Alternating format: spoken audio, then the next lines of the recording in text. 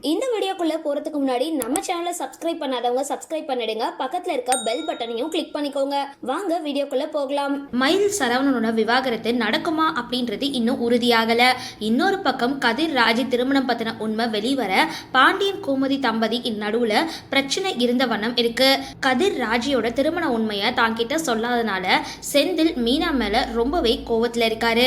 இப்படி 3 ஜோடிகளுக்கு நடுவுல பிரச்சனைகள் வெடிச்ச வண்ணம் இருக்க ராஜி கதிர் 2 பேரும் சென்னையில செம ஜாலியா இருந்துட்டு வராங்க.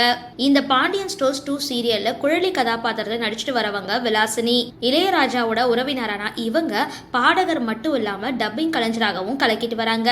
இவங்களுக்கும் நடிகர் ஆதவனுக்கும் மறுமணம் ஆகிட்டதா சமூக வலைதளங்கள்ல செய்திகள் பரவிட்டு வந்தது.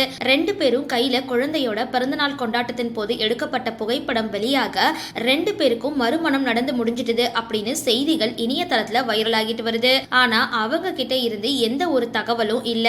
இன்னொரு பக்கம் விலாசினி சட்டப்படி விவாகரத்து வாங்கி தன்னுடைய கணவரை பிரிஞ்சவங்க.